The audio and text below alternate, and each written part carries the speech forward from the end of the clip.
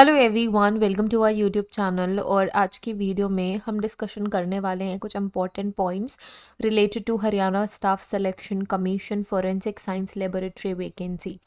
तो आप स्क्रीन पे देख रहे हैं हरियाणा स्टाफ सिलेक्शन कमीशन की ऑफिशियल वेबसाइट। यहाँ से ही मैंने पीडीएफ डाउनलोड करिए, आप भी यहाँ से पीडीएफ डाउनलोड कर सकते हो, या फिर हमारे टेलीग्राम ग्रुप में पीडीएफ मैंने शेयर की हुई है, वहाँ से भी आप डाउनलोड कर सकते हो।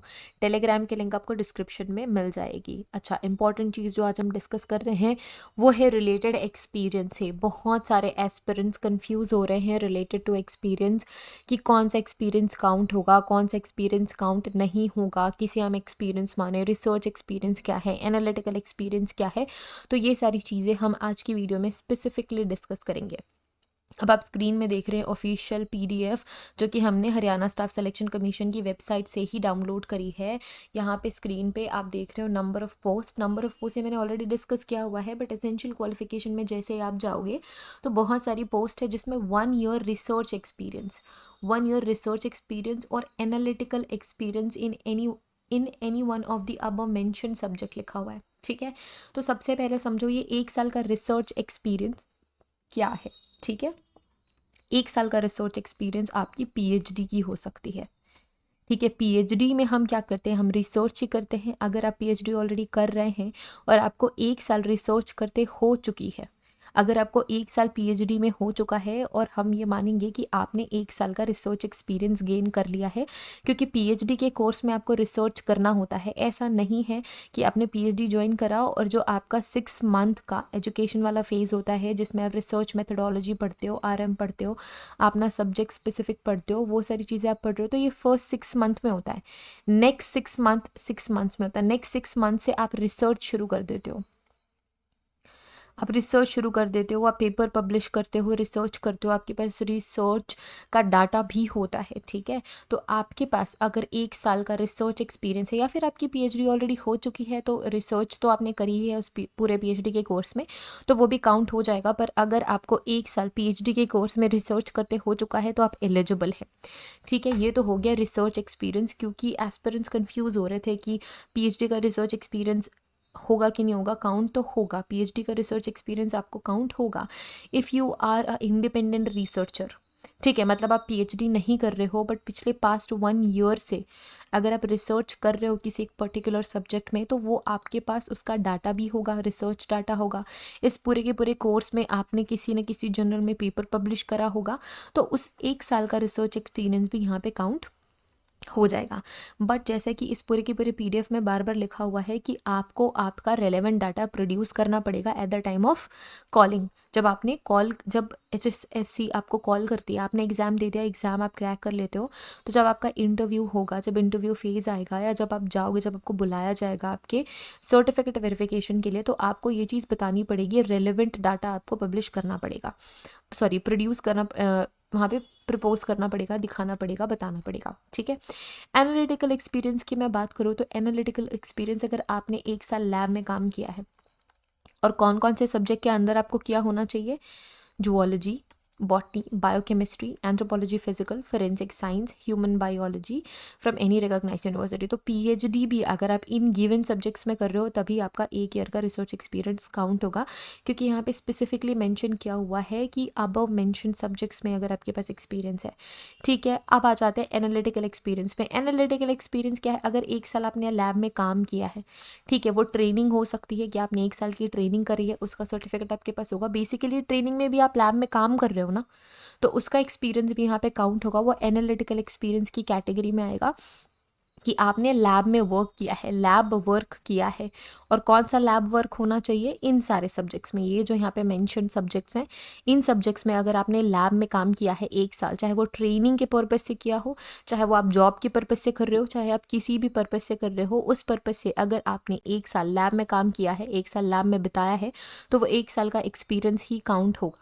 ठीक है, तो आई होप अब ये एक्सपीरियंस वाला जो पॉइंट है आपके दिमाग में क्लियर हो गया होगा कि क्या काउंट होगा, क्या काउंट नहीं होगा। अगर आपने 1 साल लैब में काम किया है और आपके पास सर्टिफिकेट नहीं है, ट्रेनिंग सर्टिफिकेट भी नहीं है, तो आप प्रूव नहीं कर सकते कि आपके पास एक्सपीरियंस है तो आपके पास ट्रेनिंग अगर सर्टिफिकेट है 1 साल का चल जाएगा। अगर आपके पास जॉब का सर्टिफिकेट है 1 साल का जो कि लैब में आपने जॉब करी होगी चल जाएगा। अगर आप लैब असिस्टेंट भी रहे हो मतलब आप एलिजिबल हो इस पोस्ट के लिए भी। भले ही ये लैब असिस्टेंट की पोस्ट नहीं है पर फिर भी अगर आपने 1 साल एज अ लैब असिस्टेंट काम किया है तो वो एनालिटिकल एक्सपीरियंस के अंदर काउंट होगा। और अगर आप सारे एलिजिबिलिटी क्राइटेरिया फुलफिल करते हैं तो आप एलिजिबल हैं, आप अप्लाई कर सकते हैं। ऐसा ही सारे के सारे पोस्ट में है जो सीनियर साइंटिफिक असिस्टेंट की पोस्ट है डिफरेंट डिफरेंट कैटेगरी में। बस आपको ध्यान रखना है कि आपका 1 साल का रिसर्च कौन से सब्जेक्ट में है और आप एसेंशियल क्वालिफिकेशन वाले एरिया में जाके क्रॉस चेक करोगे। अब हम मूव करते हैं नेक्स्ट टाइप ऑफ एक्सपीरियंस में जो लैब असिस्टेंट की है। ठीक है, जैसे कि ये वाली 2 year experience in a scientific laboratory. 2 year experience in a scientific laboratory का मतलब क्या है कि भले ही आपने 2 साल तक अगर लैब में आपने जॉब करी है, लैब में अगर आपने ट्रेनिंग भी 2 साल की करी है, आपके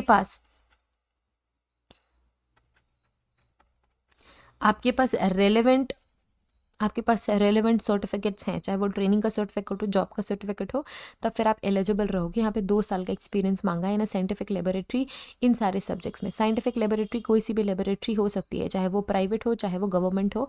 आपने काम किया है, 2 साल का एक्सपीरियंस है तो आप एलिजिबल हो साइंटिफिक असिस्टेंट की पोस्ट के लिए। ठीक है, अच्छा अब यहाँ पे जो ये एक्सपीरियंस है ना, अगर आपके पास MSc है तो आपको 2 साल का एक्सपीरियंस नहीं चाहिए, ये चीज़ भी आपको ध्यान में रखनी है। और यहाँ पे और है, मतलब या तो 0.1 आपके पास होना चाहिए, 0.1 आपके पास होना चाहिए। अगर आप 0.1 के बेसिस पे अप्लाई नहीं कर रहे हो, 0.2 के बेसिस पे अप्लाई कर रहे हो, इसको हम मान लेते हैं 0.2। अगर आप 0.2 के बेसिस पे अप्लाई कर रहे हो तो 0.2 के साथ साथ आपको ये चाहिए। 0.1 के बेसिस पे अगर आप अप्लाई कर रहे हो, MSc आपने अगर ऑलरेडी कर ली है तो आपको 2 साल का एक्सपीरियंस साइंटिफिक लेबोरेटरी में नहीं चाहिए। यहाँ पे फ़र्क है, देखो यहाँ पे और लिखा हुआ है और यहाँ पे एंड लिखा हुआ है। ठीक है, तो ये 0.1 बनता है, ये 0.2 बनता है अलॉन्ग विद 2 ईयर एक्सपीरियंस। तो अगर आपके पास MSc है, एक्सपीरियंस की ज़रूरत नहीं है। साइंटिफिक असिस्टेंट वाली कैटेगरी में, साइंटिफिक असिस्टेंट वाली कैटेगरी में अगर आप BSc के बेसिस पे अप्लाई कर रहे हो तो BSc के साथ आपको 2 साल का 2 साल का साइंटिफिक लेबोरेटरी का एक्सपीरियंस चाहिए। आई होप मेरे पॉइंट्स अब क्लियर हैं। यहीं पे ही इन 2 पॉइंट्स में ही स्टूडेंट्स बच्चे कंफ्यूज हो रहे हैं। सो उन्होंने रिक्वेस्ट करी थी कि मैं एक बार ये मेंशन करके क्लियर कर दूं ताकि उनका जो विजन है वो क्लियर हो जाए। ठीक है, अब यहाँ पे तो इधर कोई एक्सपीरियंस नहीं है लैब असिस्टेंट के पोस्ट की। ठीक है, सो यहाँ पे आप BSc एटलीस्ट सेकेंड डिवीजन से अगर आपने करा है, मेडिकल नॉन मेडिकल, तब वो सारी एसेंशियल क्वालिफिकेशन मैंने ऑलरेडी डिस्कस कर ली है।